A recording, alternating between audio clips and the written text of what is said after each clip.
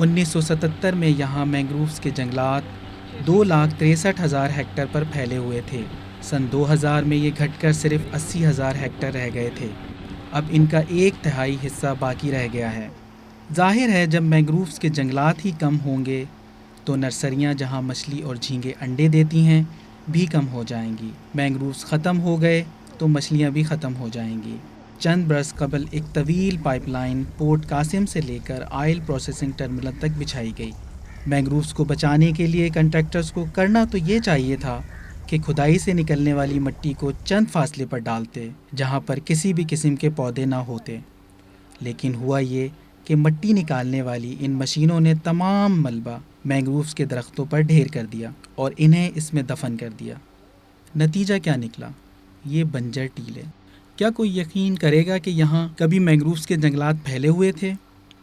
IUCN کا عالمی ادارہ اس وقت سے لے کر آج تک محکمہ جنگلات کے ساتھ مل کر مینگرووز کے جنگلات اگانے کی کوشش کر رہا ہے، لیکن جب تک اس مہم میں تمام فریق مثلاً کراچی کی شہری حکومت، شہر کا صنعتی علاقہ، کراچی شپ یارڈ اور جہاز رانی کی صنعت اور تمام اسٹیک ہولڈرز بیک وقت آواز شامل نہیں کریں گے، یہ ایک مشکل ٹارگٹ ہی رہے گا۔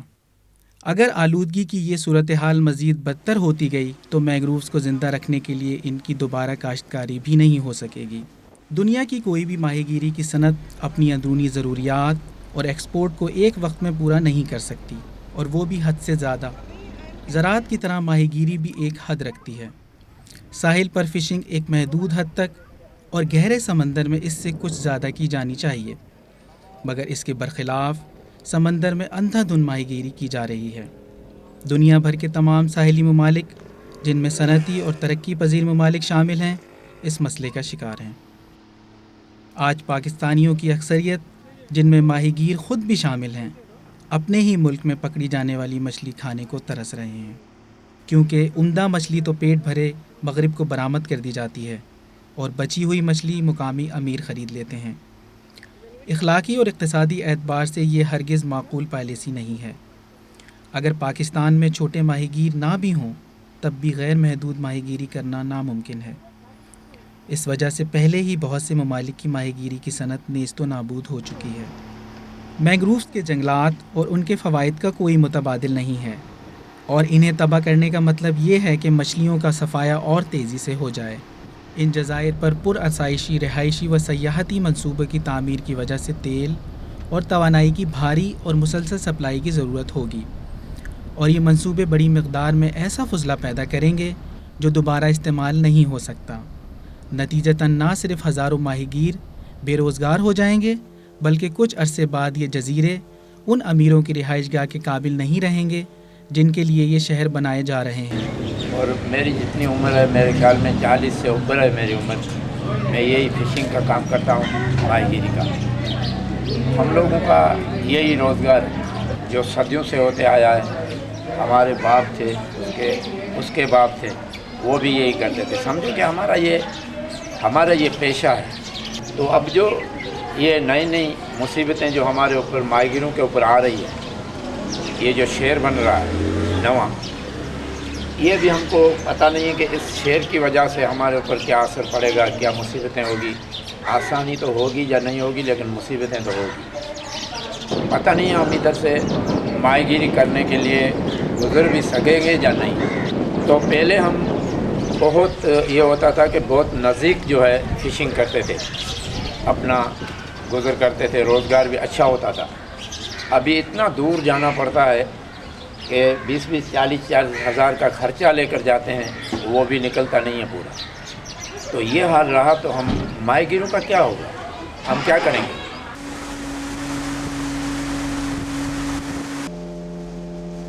حالیہ یہ جو جزائر میں شہر جو تعمیر گورنمنٹ نے جو اناؤنسمنٹ کیا ہے، اس سے ہمیں بڑی تکلیف ہوئی ہے، کیونکہ ہمارے بچوں کا روزگار جو ہے وہ ختم ہو جائے گا۔ یہاں جو مینگرووز ہیں جو آلودگی سے بچاؤ کرتے ہیں، ان کا خاتمہ ہو جائے گا، اور یہاں جو مچھلی افزائش ہوتی ہے ان کو نقصان پہنچے گا، اور ہمارے جو چھوٹے چھوٹے ماہی گیر ہیں جو جزائر پہ جا کے کناروں پہ جو گزر بسر کرتے ہیں، ان کا روزگار ختم ہو جائے گا۔ ان سے ہمارے جو ہے نا معاشی بحران آ جائے گا، اور ابھی بھی جو ہے نا کافی ہمارے ماہی گیروں کے مسائل ہیں، جو تیل بڑھنے کی وجہ سے نہ کوئی بچت ہوتی ہے ماہی گیر پکا کشی میں. یہاں کے جو ماہی گیر عورتیں ہیں جو پہلے خوشحال گزارا کرتی تھی، اب وہ شہروں میں جا کے محنت مزدوری کرتی ہیں، اس سے گزارا ہوتا ہے. اور ماہی گیر بیچارے ہیں وہ ان کی حالت ابتر سے ابتر ہوتی جا رہی ہے. ہم پریشان ہیں اور ہمارے جو ماہی گیری طبقہ ہے وہ بے حد پریشان ہے. ان کو ہر طرح سے تنگ کیا جا رہا ہے، ان کی نسل کشی کی جا رہی ہے، ان کو معاشی طور پہ تباہ کیا جا رہا ہے. یہ تو ناانصافی ہے. وہ پورٹ قاسم نے پہلے ہی ختم کیا، اب جو جزائر بنیں گے اس سے بھی تو ہمیں ماہی گیروں کو کافی نقصان ہوگا. اب یقین کریں اب اس فیلڈ میں جتنے بھی جو ہے نا بڑے بڑے سرمایہ دار جو مطلب بلیک منی والے وہ وائٹ منی کر رہے ہیں، یہاں آ گئے سارے چھوٹے چھوٹے ماہی گیر، ان کے بچے پھکا کشی میں ہیں، وہ مزدوری کرتے ہیں، وہ کوئی ان کا پرسان حال نہیں ہے. یہ سارے ہمارے ملک ہمارے ماہی گیروں کے روزگار پہ جو ہے نا ڈاکہ آیا ہے. لیکن گورنمنٹ سینٹرل گورنمنٹ ہے نہ سندھ گورنمنٹ اس پہ توجہ دیتی ہے. دعوے تو بہت بڑے بڑے کرتے ہیں لیکن کرتے عملی طور پہ کچھ نہیں ہوتا ماہی گیروں کا. بس یہی میری ریکویسٹ ہے، میں گورنمنٹ سے یہی اپیل کروں گا کہ خدا را ماہی گیروں پہ ترس کھائیں اور ان کے بچوں کے روزگار جو ہے ان کا تحفظ کیا جائے. یہاں کا شہر جو ہے وہ نہ بنایا جائے بلکہ ماہی گیروں کے جو ہے نا فلاح بہبود کے لیے کوئی کام کیا جائے تو بہتر ہے. ابھی جس جگہ ہم کھڑے ہیں یہ ابراہیم حیدری گوٹ ہے. یہ وہاں کی ابراہیم حیدری کی ایک جیٹی ہے. یہ گوٹ کے جو لوگ ہیں وہ 90% ماہی گیر ہے. یہ گوٹ کراچی کا بہت پرانا گوٹ ہے، 400 سال پرانا یہ گوٹ ہے. گوٹ کی جو آبادی ہے وہ 1 لاکھ سے اوپر کی آبادی ہے. ہماری حکومتی پالیسیاں جو ہے وہ اس طرح سے بن رہی ہیں جس طرح سے اب آپ دیکھیں کہ اس ملک میں کوئی سسٹینیبل فشنگ پالیسی نہیں ہے، لیکن ڈیپ سی فشنگ پالیسی بنائی گئی ہے. وہ پالیسی غیر ملکیوں کو یہاں پر کھلی چھوٹ دے دی گئی ہے اس پالیسی کے تھرو کہ وہ سمندر میں آئیں اور مچھلی پکڑیں. یہاں پر جب پہلے کراچی پورٹ ٹرسٹ بنا تو وہ جب ٹرسٹ بن رہا تھا اس میں ماہی گیروں کے لیے کوئی بھی سہولت اس وقت بھی نہیں دی گئی. وہاں پر ابھی تک جو ہے وہ ہمارے ماہی گیر کو ملازمت نہیں ملی. پھر پورٹ قاسم بنا، اسی میں بھی یہ کہا جا رہا تھا کہ ہمارے علاقے کے لوگوں کو جو ہے وہ نوکریاں ملیں گی اور ان کو سہولتیں ملیں گی. کچھ نہیں ملا. یہ پی ایف بیس بنا، اس میں بھی چپڑاسی کے لیے بھی ہمارے لوگ جو ہے وہ قبول نہیں ہے. پھر یہ تھرمل پاور پلانٹ ہے، اس میں بھی ماہی گیروں کو کوئی نمائندگی نہیں دی گئی. ماہی گیر جب سمندر میں جاتا ہے تو وہ جب جال سمندر کے اندر پھینکتا ہے تو اس کا یہ ہوتا ہے کہ وہ اس کو ایک انتظار ہوتا ہے کہ مجھے کتنی مچھلی ملے گی. اگر ڈیپ سی پالیسی کے تحت اگر ہم دیکھتے ہیں کہ سیٹلائٹ سسٹم ہوگا، سیٹلائٹ سے تو پتہ چلے گا کہ یہ فش کہاں رکھی ہے. پھر جس کے پاس زیادہ ٹیکنالوجی ہوگی، جس کے پاس وہ سسٹم ہوں گے، وہ مچھلی لے جائے گا. اور جو چھوٹا ماہی گیر ہے وہ بے روزگار ہو رہا ہے، وہ دن بدن جو ہے وہ غربت کی طرف بڑھ رہا ہے. اس کے حالات تو اور بھی خراب ہیں. ہماری کبھی ہسٹری میں ہماری عورتوں نے ہمارے علاقوں سے قدم باہر نکال کے کام نہیں کیا. آج ہماری یہ نوبت آ گئی ہے کہ آج ماہی گیروں کے گھر میں جو چولہے چل رہے ہیں وہ صرف عورتوں کی وجہ سے چل رہے ہیں، کیونکہ ماہی گیری میں تو کچھ رہا ہی نہیں ہے. 2-3 دن کے بعد آتے ہیں، 15 دن کے بعد آتے ہیں. وہ صرف اتنی مچھلی لاتے ہیں جو شاید قرضہ جو ہے وہ اتار سکتے ہیں. عورتیں بیچاری گھروں میں جاتی ہے ڈیفینس میں. یہ جو ڈی ایچ اے بنا ہے، یہ جو میرین کلب بنی ہے، یہاں ہماری عورتیں برتن مانجتی ہیں. تو کل یہ سٹی بنے گی تو اس میں بھی یہی ہمارے لیے ہوگا. بلکہ نہیں ہمیں یہاں رہنے بھی دیں گے کہ نہیں رہنے دیں گے. اور جو ہے وہ ایروجن بھی ہو رہی ہے. ایروجن کو روکنے کے لیے انہیں شہر نظر آیا ہے جو اور پولوٹیڈ کرے گا ہمارے پورے اس سی کو. ایک پورے کراچی کا گٹر ہے، کہیں پر ٹریٹمنٹ پلان نہیں لگا ہوا. کراچی کا جتنا سیوریج ہے انٹریٹ جا رہا ہے، جتنا بھی کیمیکل ہے وہ انٹریٹ جا رہا ہے. ان کے لیے اس قسم کے منصوبے نہیں لگائے گئے جو دنیا میں سب لوگ لگا کے بیٹھے ہیں. تو یہ ساری صورتحال ہے اس وقت ماہی گیری کی. ہمارے جو قدرتی وسائل ہیں جس میں ہمارے مینگروو سب سے بڑا ہمارا جو ہے وسیلہ ہے ماہی گیری کی صنعت کا، وہ اس طرح سے ختم ہو رہا ہے، وہ تباہ برباد ہو رہا ہے. تباہی کا عمل شروع ہو چکا ہے. دسمبر 2006 میں 50 کے قریب خاندانوں کو جو بنڈار میں رہائش پذیر تھے اور جہاں یوسف شاہ کا مزار ہے، بڑی بے دردی سے علاقہ بدر کر دیا گیا. متبادل چھت کی بات تو جانے ہی دیجیے، انہیں تو اس معتبر جگہ کا بھی خیال نہیں آیا جہاں ماہی گیر سالہ سال سے آ رہے ہیں اور ان کے لیے انتہائی اہم ہے۔ جزیرے کے باقی علاقے کو بھی سیکیورٹی کے نام پر قبضے میں کر لیا جائے گا۔ جلد ہی کشتیوں کے راستے بھی بند کر دیے جائیں گے۔ اس سال ہونے والا یوسف شاہ کا عرس بھی شاید آخری ہی تھا۔ اب کسی کو بھی یہاں آنے کی اجازت نہیں ہوگی۔ ماہی گیروں کے لیے ان کی اپنی زمین تنگ کر دی جائے گی۔ یہ لوگ جو پہلے ہی انتہائی مفلس ہیں، اب بے گھر، بے یار و مددگار بھی ہو جائیں گے۔ انہیں حکومت کی طرف سے تو کبھی کوئی مدد نہیں ملی۔ یہ لوگ اپنے ہی خون پسینے کی کمائی سے اپنی زندگی گزار رہے تھے۔ یہ کبھی ان کے گھر تھے، لیکن اب یہاں کچھ باقی نہیں بچا۔ بعض کم نصیبوں کو تو اپنا سامان سمیٹنے کا بھی موقع نہیں ملا، کیونکہ انہیں اس قیامت کے ٹوٹنے کا کوئی نوٹس نہیں دیا گیا تھا، نہ ہی کوئی معاوضہ دیا گیا تھا۔ بھلا ملک کے سب سے طاقتور لوگوں کے بارے میں شکایت لکھے گا کون؟ اب یہ منتخب سیاسی نمائندوں کی ذمہ داری ہے کہ وہ نہ صرف ماہی گیروں کی بلکہ کراچی اور سندھ کے ان دیگر تباہ شدہ ساحلی علاقوں کی آواز بن جائیں جن سے بالواسطہ یا بلا واسطہ فائدہ تو پورا پاکستان حاصل کرتا ہے۔ جو غیر ملکی انویسٹمنٹ ہے جو آ رہا ہے، اور جو جو شہر بسائیں گے، پراپرٹی انویسٹمنٹ جب یہ کریں گے تو ان کا جو دعویٰ یہ ہے کہ اس وقت وہ زر مبادلہ لے کر آئیں گے، وہ بھی بہت حد تک صحیح نہیں ہے، چونکہ پراپرٹی ڈیولپمنٹ میں وہ جب ایک اعلان کر دیں گے کہ یہاں پر یہ پراپرٹیز بن رہی ہے تو ایڈوانس بکنگ شروع ہو جاتی ہے۔ تو یہ پاکستانیوں کے روپوں سے ہی یہ شہر بسائیں گے اور ڈالر میں اپنا منافع لے جائیں گے۔ ڈالر آنے کی امید تو نہیں ہے، لیکن ڈالر کا باہر جانا یقینی ہے۔ دوسری بات یہ ہے کہ یہ شہر جب بسائے جائیں گے تو جو امیر طبقہ ہے وہ وہاں رہنے چلے جائیں گے، اور باقی کراچی شہر جو ہے یہ ایک کچی آبادی کا منظر اختیار کر لے گا۔ پھر وہی پرانی کہانی دہرائی جائے گی۔ بیچارے کمزور اور ناتواں تو طاقتوروں کی آہٹ پہ ہی راستہ چھوڑ دیتے ہیں۔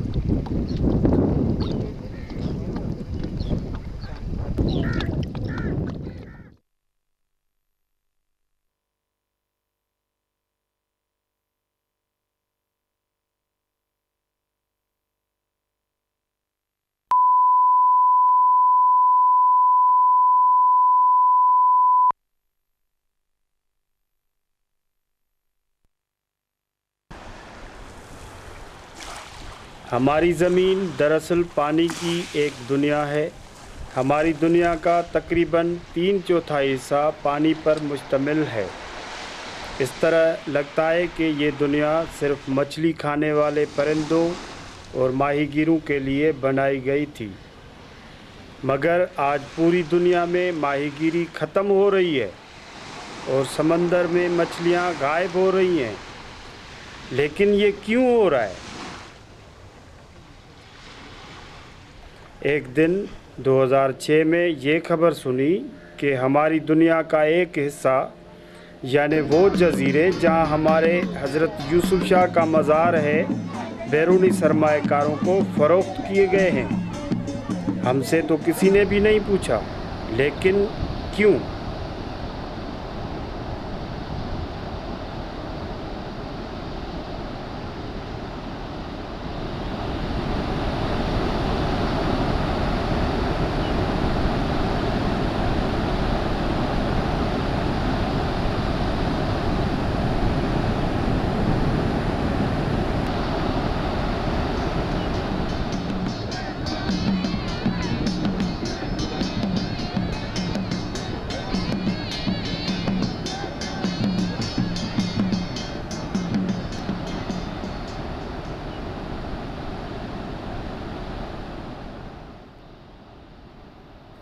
جب بھی کراچی کا ذکر ہوتا ہے تو ذہن میں فوراً سمندر کا تصور آتا ہے۔ سمندر کی اپنی تاثیر ہے۔ کراچی کا شمار یوں تو کبھی بھی پاکستان کے خوبصورت ترین شہروں میں نہیں ہوتا تھا، لیکن اس کے باوجود جو کچھ کراچی کے پاس ہے وہ کسی اور شہر کے پاس نہیں، اور وہ ہے میلوں تک پھیلا ہوا خوبصورت نیلا سمندر۔ یہی سمندر کراچی کو سب سے جدا اور منفرد بناتا ہے۔ سندھ کے ساحلی علاقوں میں کراچی کی اہمیت ہمیشہ سے بہت زیادہ رہی ہے، کیونکہ یہاں بعض قدرتی وسائل پوشیدہ ہیں، یعنی ماہی گیری کا علاقہ، اور سب سے بڑھ کر تمر یا مینگرووز کے جنگلات موجود ہیں جن پر ماہی گیری کا انحصار ہے۔ قدرت کے عطا کردہ اس تحفے یعنی سمندر کے سب سے بڑی خوبی یہ تھی کہ یہ سب کے لیے تھا، امیر ہو یا غریب۔ اس کے پانیوں پر سب کا حق بالکل ایک جیسا تھا اور سب ہی اس سے لطف اندوز ہو سکتے تھے، لیکن اب ایسا نہیں۔ یہ تو ماضی کی باتیں ہیں۔ اب اس تک رسائی صرف امیروں تک محدود ہوتی جا رہی ہے۔ یوں سمجھیے کہ اللہ نے فطرت کے جس تحفے کو ہر انسان کے لیے پیدا کیا تھا، اس کے وسائل کسی قابل فروخت شے کی طرح نیلام ہو رہے ہیں۔ علاقے کے بارے میں زیادہ لوگ واقف نہیں۔ جہاں ایک طرف تو اس کا تحفظ نہیں کیا گیا اور اس کی جانب سے لاپرواہی برتی گئی، وہیں اس کے وسائل کو لوٹا بھی گیا۔ لوٹنے والے وہی ہیں جنہیں چھوٹے ماہی گیر پسند نہیں، صرف بڑے سرمایہ کار پسند ہیں۔ آج خواتین اور بچے بڑی تعداد میں پانی میں نظر آ رہے ہیں۔ آج یقیناً کوئی خاص دن ہے، لیکن آخر یہ ماہی گیر جا کہاں رہے ہیں؟ کراچی والوں کو ذرا خبر نہیں کہ وہ کیسی خوبصورت منظر کو دیکھنے سے محروم ہیں، کیونکہ آج سے پہلے ذرائع ابلاغ نے اس کے بارے میں کبھی کچھ بتایا نہیں۔ ہر سال نومبر کے مہینے میں ماہی گیری برادری یوسف شاہ کا عرس بڑے جوش و خروش سے مناتی ہے۔ وہاں جا کر وہ اپنے دکھ انہیں سناتی ہے اور اچھے مستقبل کے لیے دعائیں کرتی ہے، اور عرس کے موقع پر 3 روزہ میلے سے لطف اندوز ہونے کے ساتھ ساتھ پرانے دوستوں اور رشتہ داروں سے میل ملاقات بھی کرتی ہے اور نئے دوست بھی بناتی ہے۔ اس دن کی گہما گہمی کے علاوہ اور بھی کچھ سامنے آ رہا تھا۔ یہ ایک احتجاجی ریلی ہے جو خطرے کا شکار جزائر اور سمندر کے مسائل پر آواز اٹھانے کے لیے نکالی جا رہی تھی۔ احتجاج ان لوگوں کے خلاف تھا جنہوں نے شہریوں سے ان کی مرضی معلوم کیے بغیر ماہی گیروں کو بے یار و مددگار کر کے ان کی دنیا بیرونی سرمایہ کاروں کو فروخت کر دی، حالانکہ یہ عوامی اثاثہ تھا جن پہ ہر شہری کا حق تھا۔ ہزاروں رنگا رنگ جھنڈے فضا میں لہرا رہے ہیں۔ ہر شخص خوش ہے، لیکن بدقسمتی سے کراچی والے اس منفرد تجربے سے محروم ہیں، کیونکہ انہیں یہاں تک لانے کے لیے پبلک ٹرانسپورٹ ہی دستیاب نہیں۔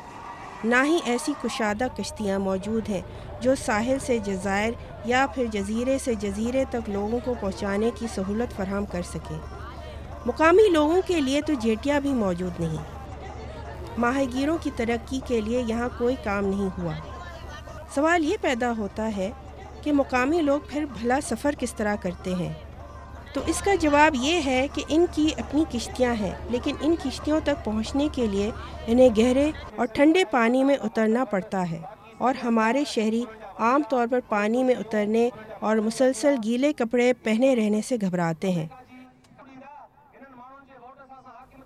جبکہ مقامی لوگوں کے پاس انتخاب کا موقع نہیں ہوتا، کیونکہ یہ سب ان کی روزمرہ زندگی کا حصہ ہے۔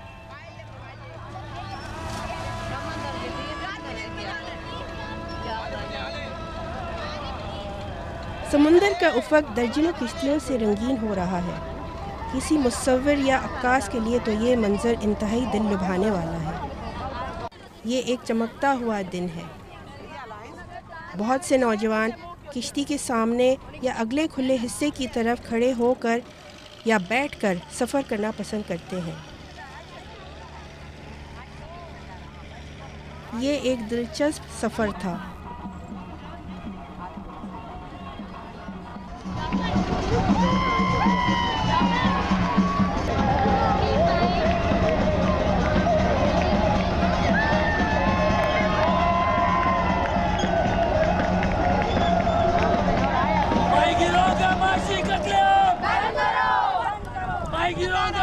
कत्लेआम, सिंध के वसाइलों में कब्जा, सिंध के वसाइलों में कब्जा।